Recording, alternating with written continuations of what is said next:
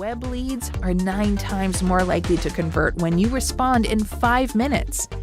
Speed to lead is no longer the question. It has to be instant.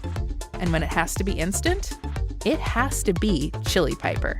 Fix your leaky funnel for good. Get your demo today.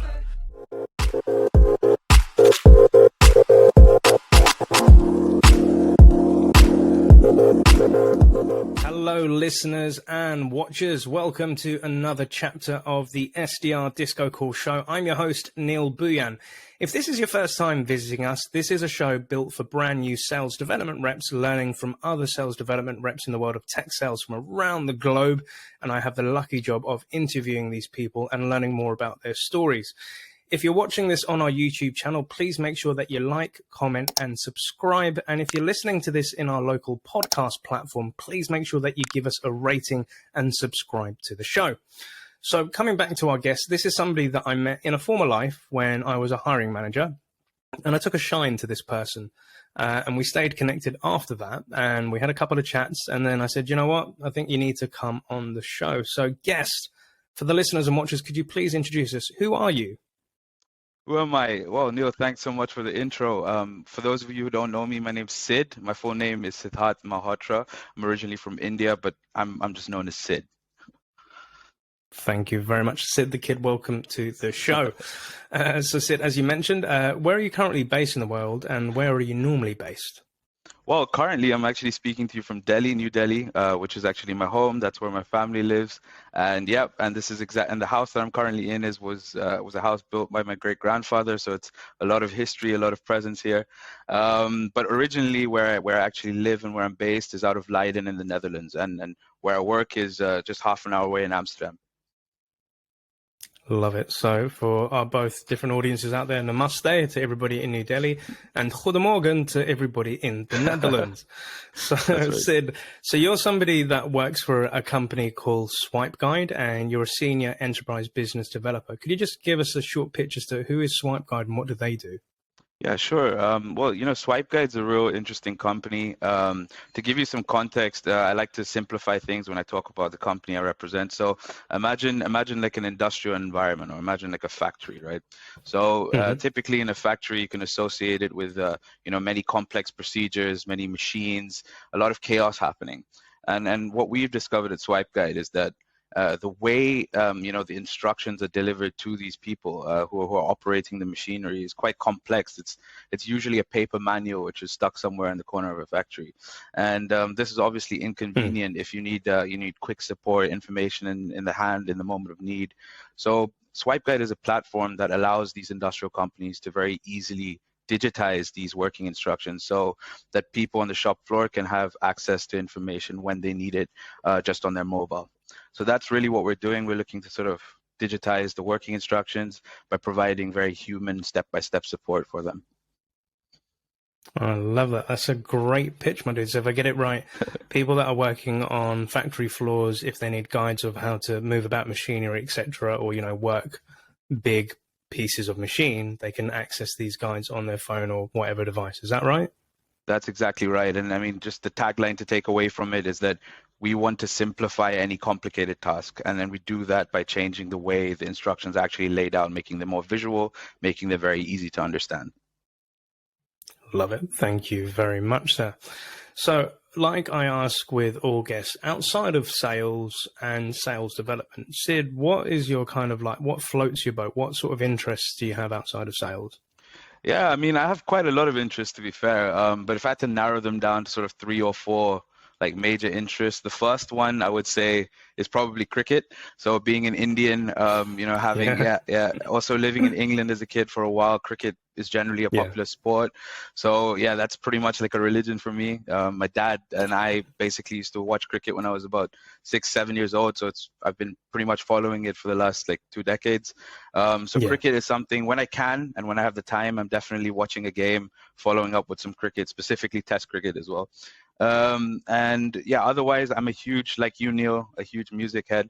So I would say that I don't really have a particular genre that I'm focused on, because I like all types of music. But if I had to say one, it would be hip hop, specifically like old school hip hop. I'm a huge hip hop head.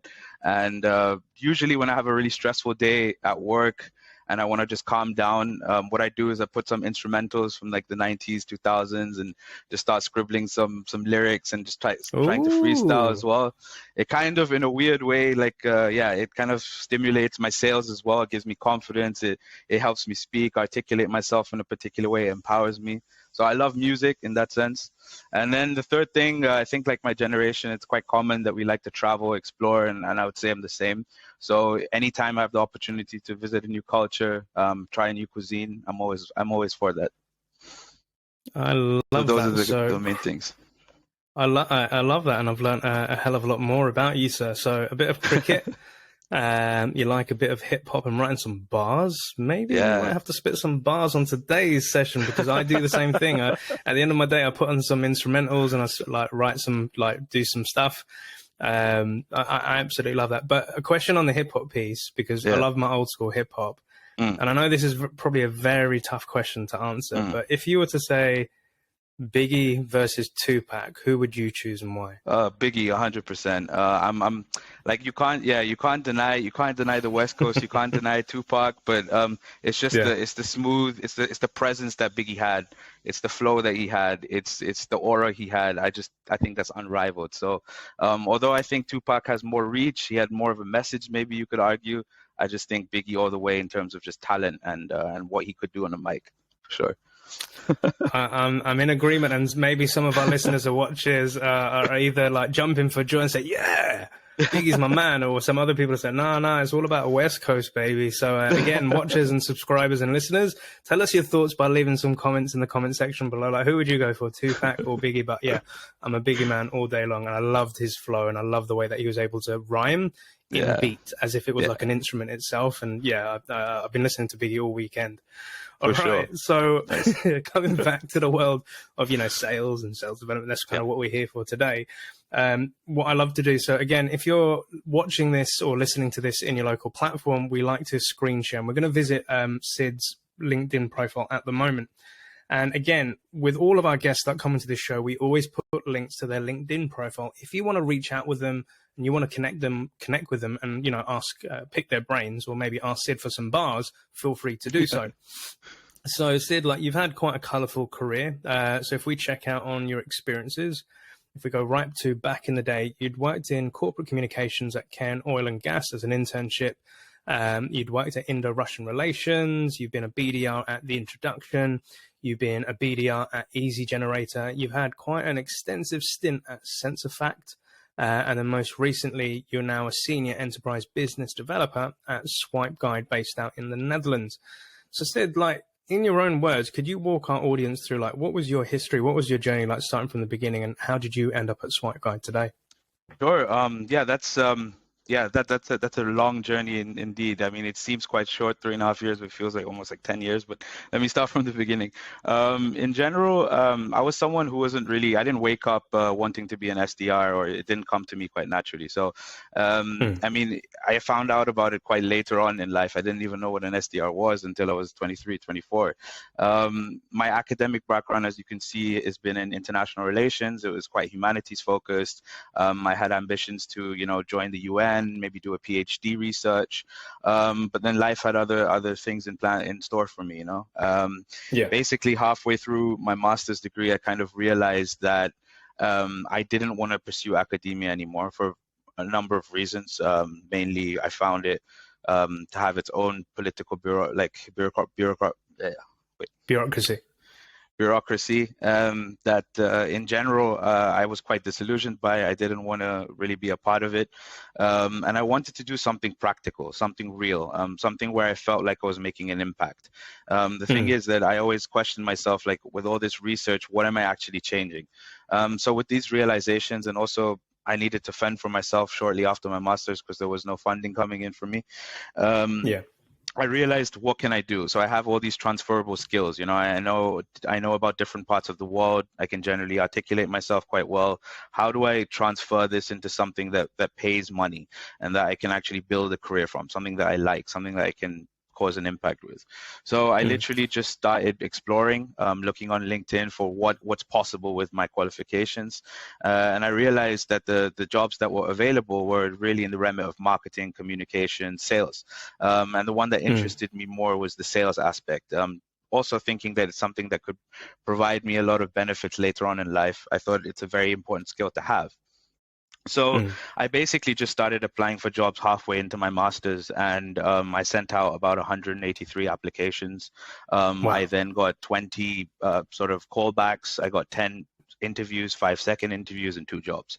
And then from there on in, yep. If we can pause you there, because there's, like, to kind of recap that. So, like with academia, like you kind of wasn't happy with the bureaucracy around it. So you kind of thought to yourself, right, I want to go and do something that provides the impact. And you're going onto LinkedIn and you're trying to marry up with, what your qualifications have and how you can match it to a role.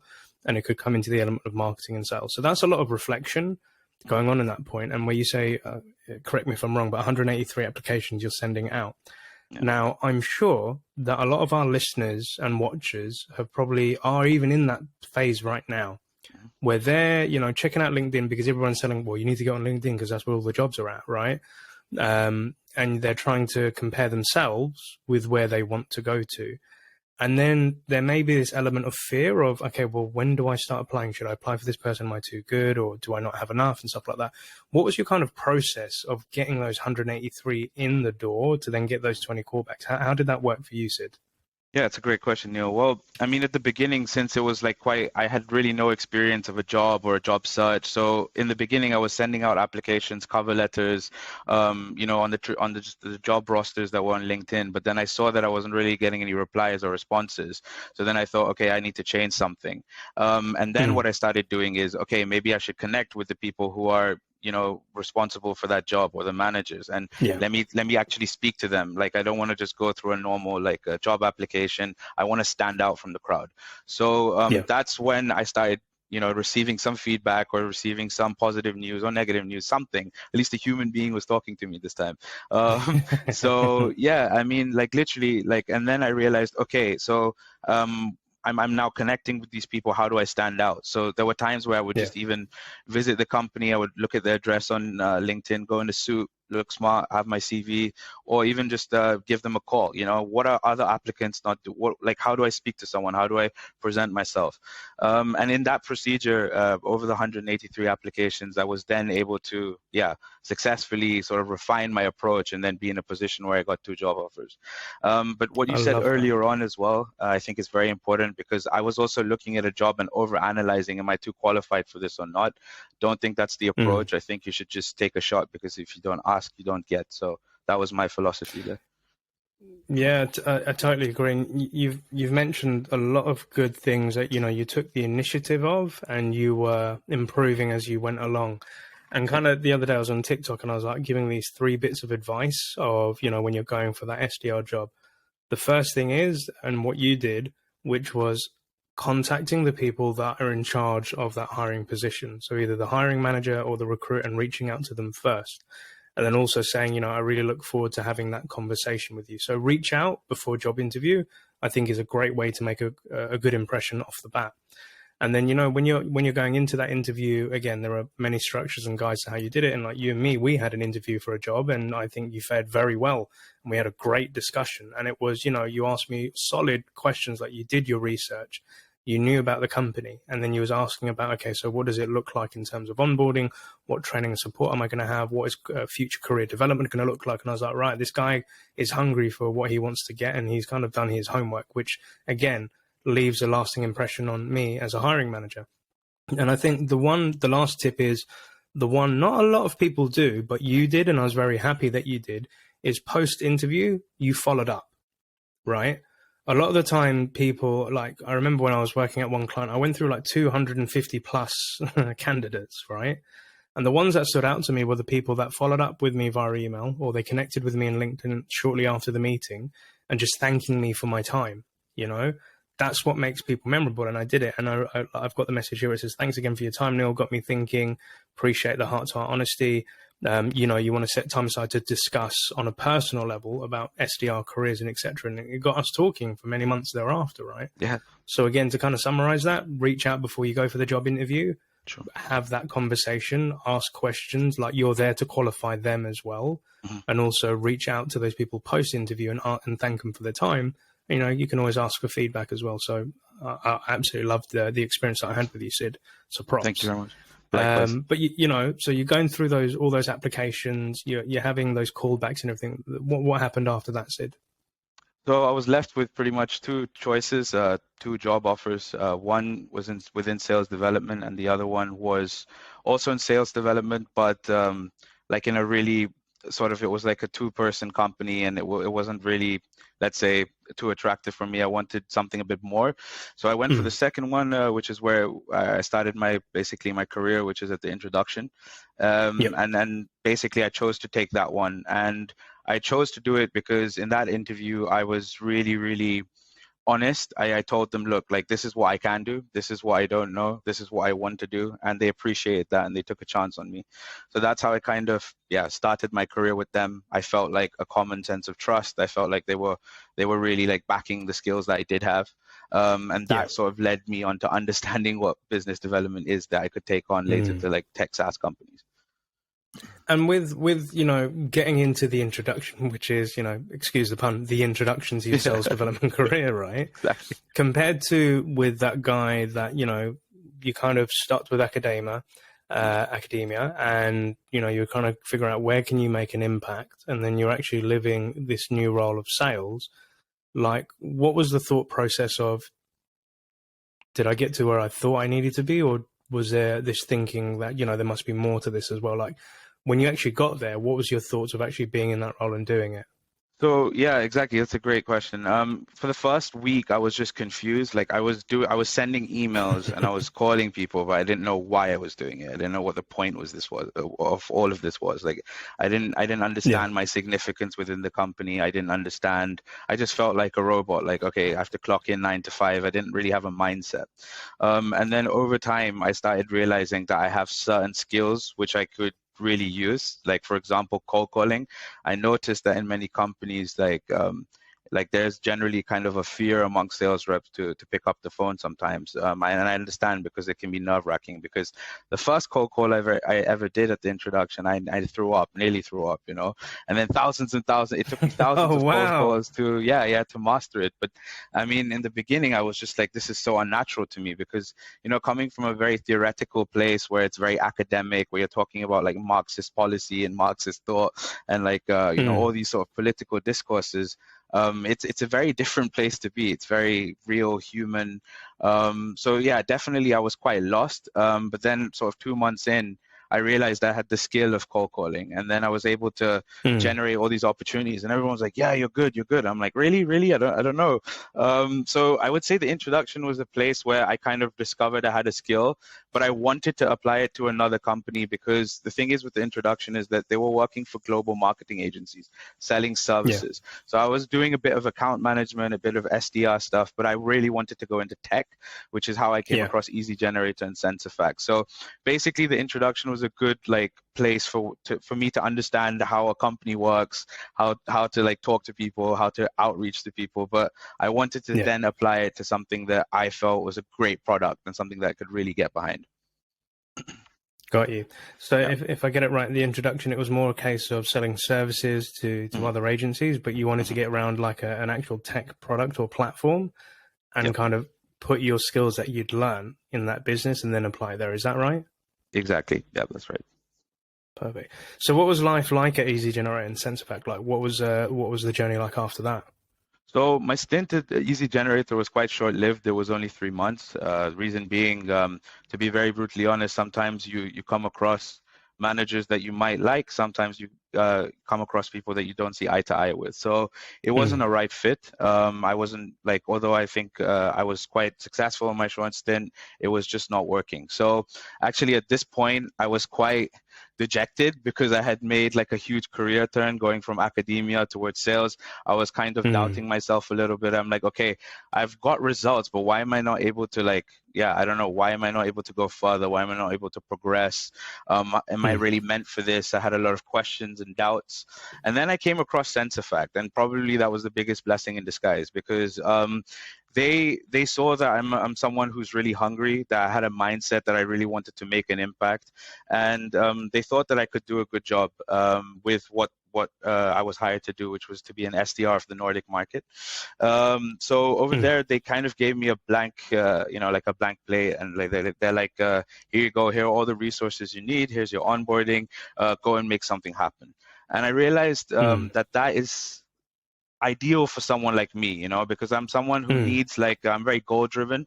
So I like to have targets and, the freedom to make it happen. And I think that's where all the creativity happens for me. So with SensorFact, I thought it was a great blessing. I was able to get promoted very quickly from being an SDR. 9 months later, I was a senior SDR, to then onboarding and training SDRs, English speaking SDRs. So within a year and a half, my all the doubts that I was having during the time of the Easy Generator stint just vanished. I proved to myself I could do it.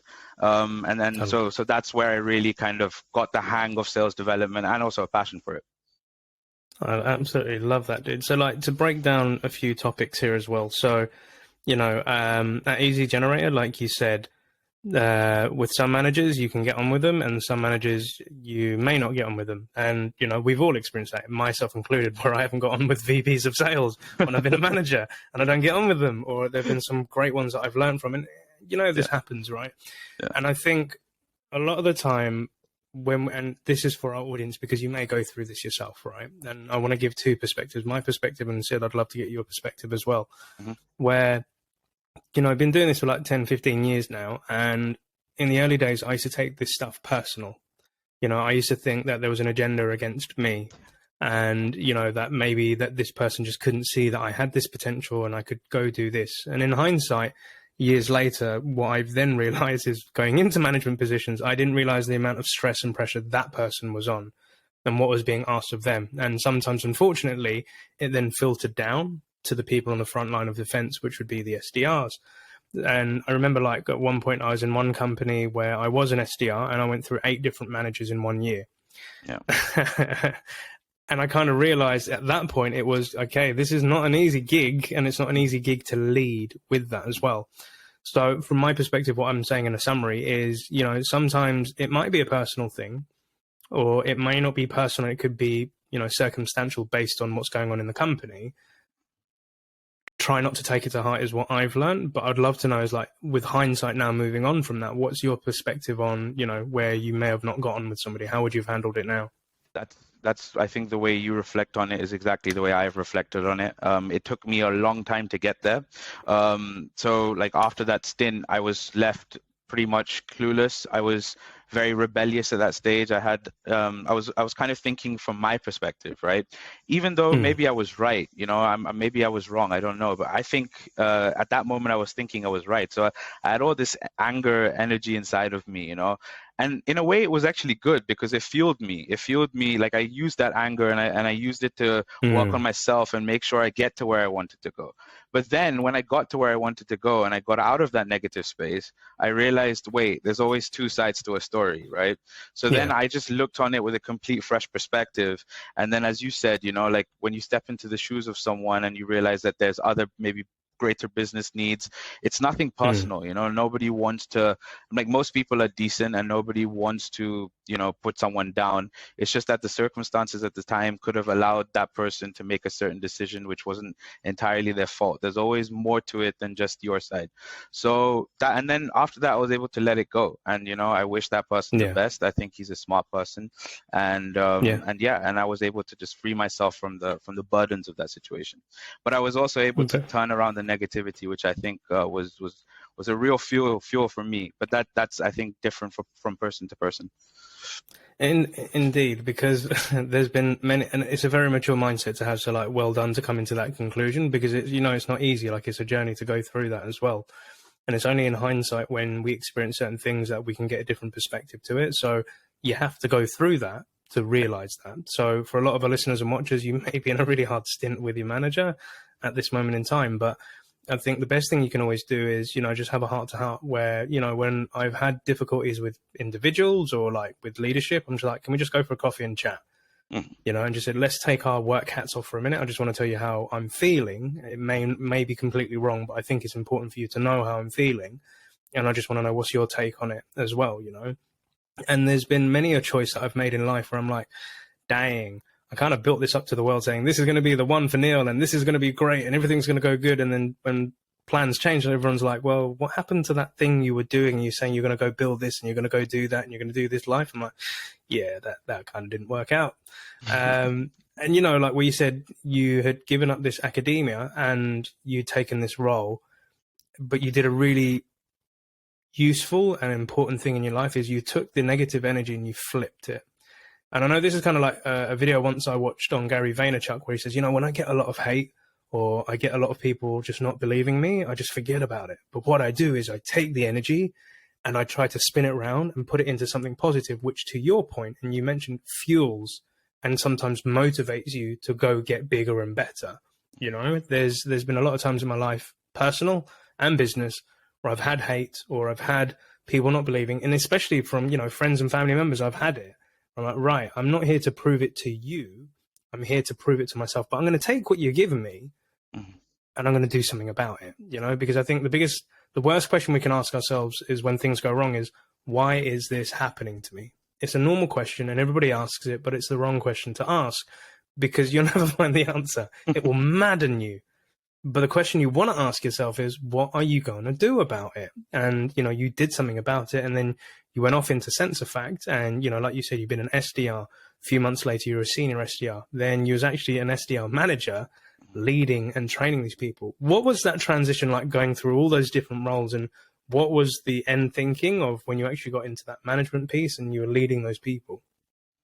Yeah, it was. It all happened so quickly, and it happened, but at the same time, it felt like it was just so long in each role. So I guess it was quite dynamic, like any other startup or scale up. But I mean, it was really rewarding, to be fair, because, like I said, me and about 4 others were hired to sort of create a new region. So the company had typically been very Benelux focused, and now they wanted to expand to Europe and the Nordics and all these other markets. And so it was really new. Like we didn't really have any presence there, and everything was like, how do we build something?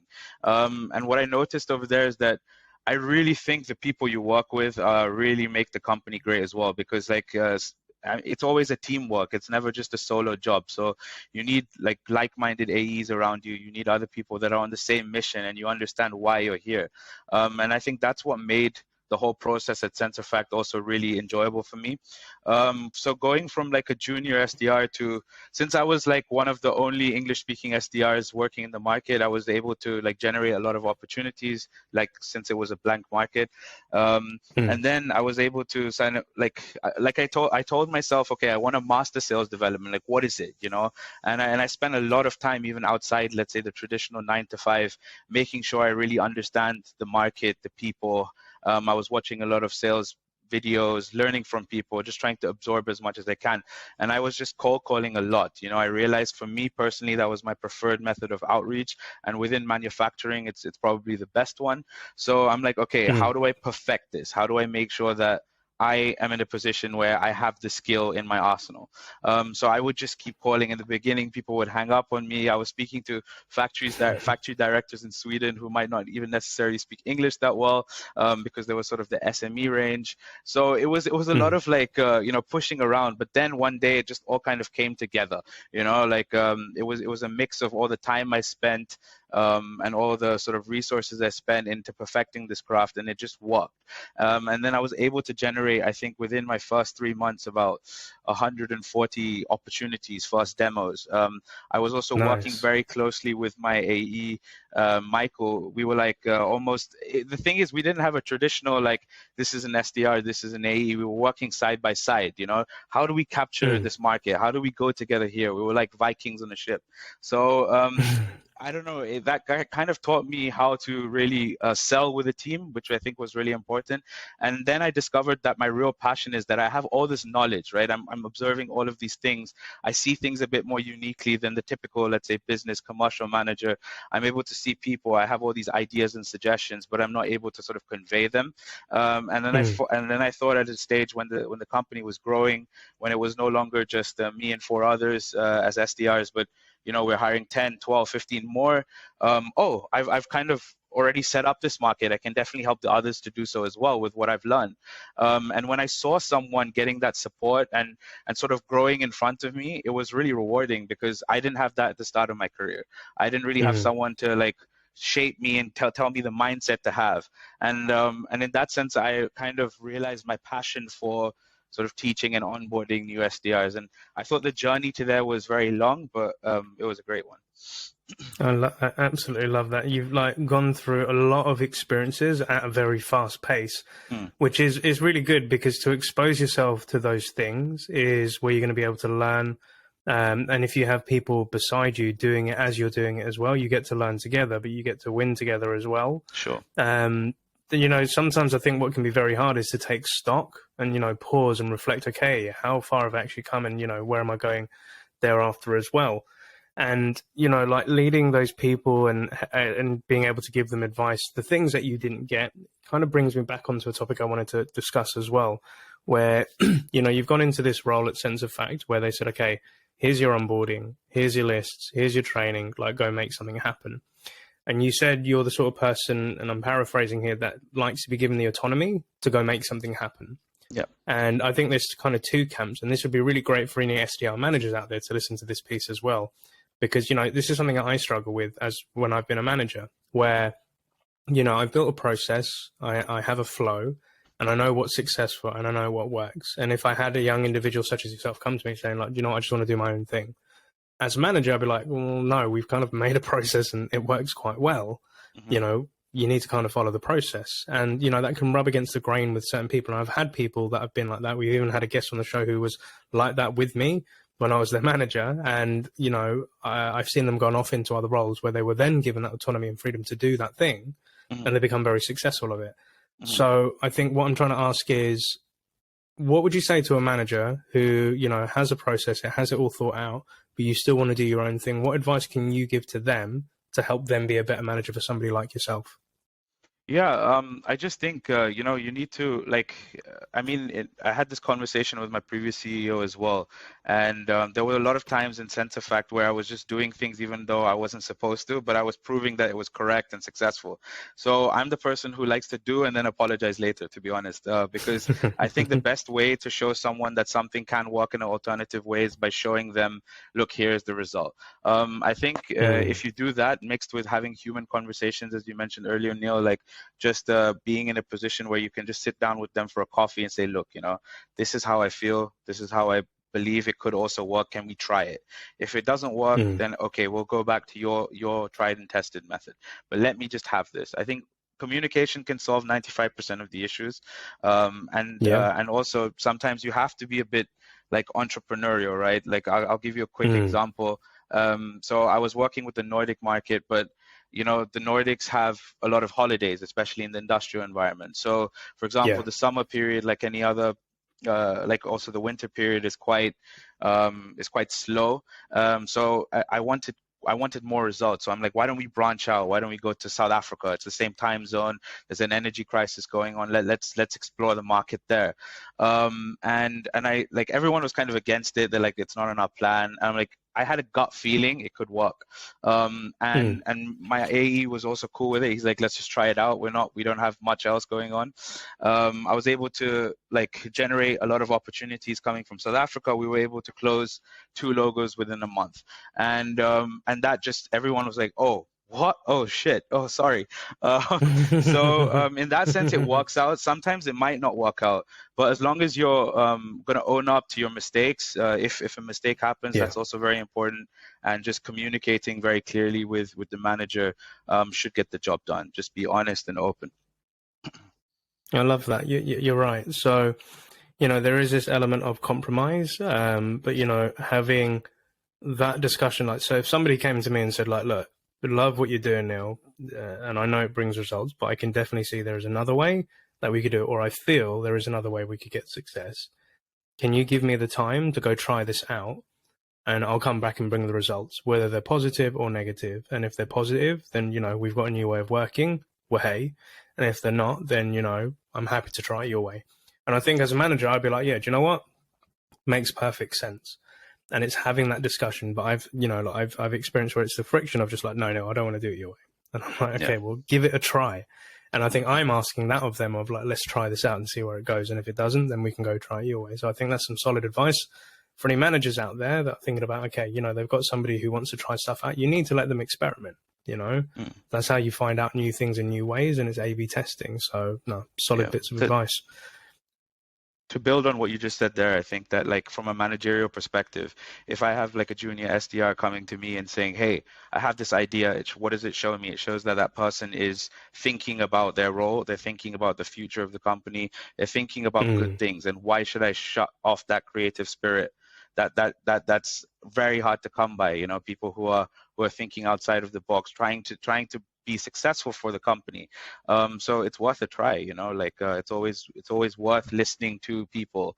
And that's both beneficial for you as a manager, the company, as well as the individual. So hell to the yes. I love that.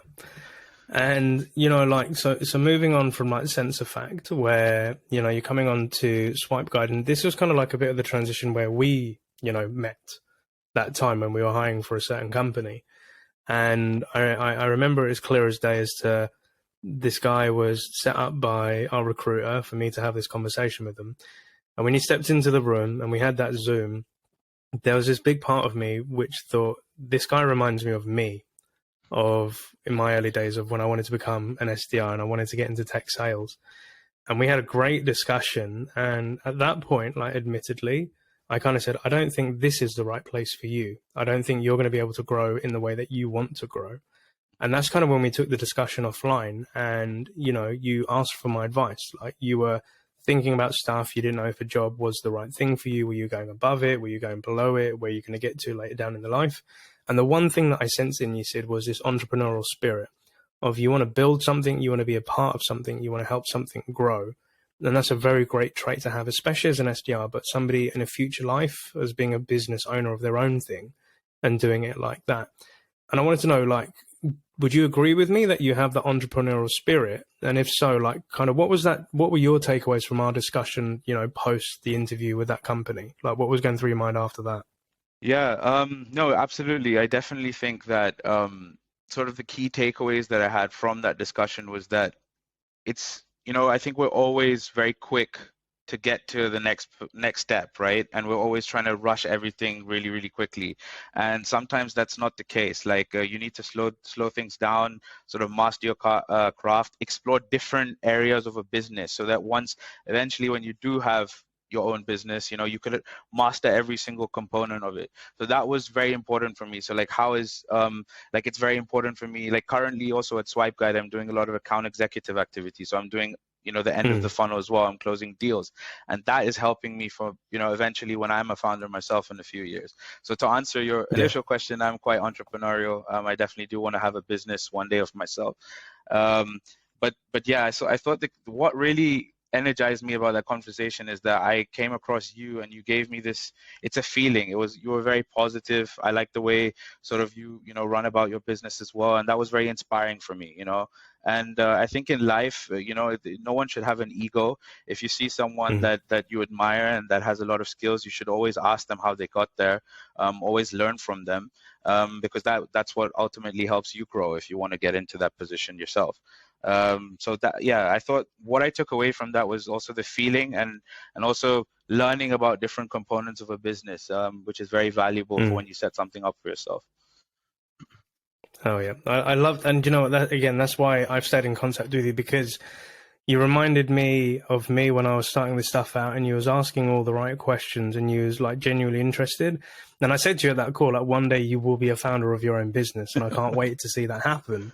And, I'm equally excited and selfishly excited that we've got you on the show, because one day, in a couple of years, could be the near future, when you have launched that thing, say, hey, remember when this guy was on this episode of the SDR DiscoCall show? Like this was the early days, and we'll be able to take these sound bites and snippets and whatnot and celebrate with that. And to your point, I've been victim to it, where we want to get from point A to point B as quick as we can. Mm-hmm. And it's realizing that once you get to the final destination, that's it. Mm-hmm. So it's all about trying to enjoy what you're doing now and trying to, milk it for what it is, and try and learn and absorb as much as you can, because that will, make you an all-rounded individual. Mm-hmm. And I think the most humbling thing, which happened to me a few months ago, where, post-pandemic, I thought HappySelling, my business, was going to go under. And I was umming and ahhing as to, whether to sell it or, go into a different direction. And I reached out to one of my idols, where I kind of learned his journey. And I reached out to him on one day on Instagram, and I was like, dude, I don't know what the hell to do. I gave him the scenario, and he said, this is what I think, and this is what I think is happening to you, and this is what you need to do about it. And then the most humbling thing he did was, he's like, Neil, I'm a CEO of my own business. I have no freaking idea what the hell I'm doing. I'm learning this as I go along. And when I heard that from him, I was like, you're just like, as in like, you're just a normal human being. You're a real person, and you're not trying to be like nonchalant about it. And I was like, okay, I'll buy into that. And I was like, okay, maybe this thing could work out. And you know what? It all did work out. But it's like enjoying this process, and tough as it may be, sometimes we can get bored and we can get annoyed and frustrated of where we are. Everything works out the way that it should do, right? Yeah. So, no, I've really enjoyed this conversation as well, Sid. So like, as we ask with all our guests, like, you've been on this journey, and, future on, one day I'm going to see like you, the CEO of your own business. I can see it now. I'm calling it now. What 3 bits of advice would you give to a younger Sid who's just about, he's just given up academia. He's come to that decision. What 3 bits of advice would you give to that young man? I would say, don't take things too personally. So don't, even rejection on a day-to-day, even, within sales, you especially sales development, you constantly face rejection, and it's nothing personal. It's just business, and it's just the nature of the job. So it definitely, over the course of my sales development career so far, I've gotten a thick skin. At the beginning, I was very emotional about it. I was taking things too personally. So pretty much detached from all of this negativity. It's just the job, and focus on the good. Second is, every day is a new day. So, you can have one of those disastrous days, like where everything goes wrong, nothing is working, but then, the next day is a brand new day. So prepare yourself for success, try and remove what you can't control, start focusing on and visualizing the success for the next day. So take everything in on a daily basis. Don't make long goals for yourself, but take each day as it comes. And the third thing is, start formulating your story. Everyone has a unique story, where they come from, who they are, how they got there. Start thinking about it. You're not nobody. You're not just some person in the ocean. You're unique. Know yourself, know where you came from, know where you want to go, because that's what's going to help you in your career. It's going to help you make networks. It's going to help you in the other interviews. So start crafting it in your head, and then obviously developing it as you grow in your career. So yeah, these 3 things I would give to myself as an advice. I absolutely love them. They're solid bits of advice. And the last bit, I think, is a very important piece of, know your story, learn that story. And admittedly, throughout my whole career, I've always had that story of when I started off working in sales development, what I've gone through, and I've added to it and I've amended it over years, and it's become this huge story, which is now a slide that I present and share people. But knowing that story, it kind of helps you with your, I wouldn't say so much moral compass, but it just kind of gives you a guiding light to give you stock of where you've come from, and help you remember what your potential is and what your worth is, and kind of sky is the limit. Or as I say, I don't like sky's the limit. Again, to Biggie, shout out to Biggie. The reason I don't like sky's the limit, as a saying, is I'm like, sky's a limit to me. It's stars and beyond, because there is so much out there that you can do as an individual and you can accomplish, and you're the only person that can do it. But yeah, I think using that story to help lift off, I know I'm always looking for space analogies, but go explore those stars. And you're one of those stars, and I'm great that you've come into our solar system today, Sid. So a massive kudos to you. And in terms of kudos and shout outs, is there anybody that you'd like to give a shout out on today's show? Yeah, I would actually typically I would say shout out to Alex Ramsey, who is like my manager at SensorFact. Shout out to my current team at SwipeGuide. So the founders Dan, Willemine, Tim, and also my team lead Tim Bushups and Jean, who I work really closely with. A couple more shout outs because I love all these people. Also Michael Remon, who's the AE that I worked in at SensorFact. I think he's one of the best AEs out there. It was a great dream team. And finally, to my family and parents and my girlfriend whose support makes all of this worthwhile, and I want to be successful to make them proud. So shout out to everyone. That's a whole load of love. I absolutely love it. So thank you so much. And again, a big thank you to our listeners and watchers who have joined us on this journey with Sid today on the SDR Disco Call show. A gentle reminder, if you're listening to this in whatever local podcast platform you can find us, please make sure that you give us a like and a subscribe. And you can also send us a voice note in the show notes of every podcast episode if you have any feedback for the guests. And if you're watching this on our YouTube channel, please make sure that you give a like, a comment, and subscribe down below so that we can get more people listening into Sid's journey on the show today. But with all of us here at the SDR Disco Call show, Sid, thank you so much for joining on today. I wish you a great week. Can't wait to see you as a founder of your company one day. And just remember that Neil was here in the background in the early days. Don't forget me. How can I forget have Neil? a great Thanks week. very much. And happy selling, Sid. Thank you so much. Ultimate blessings.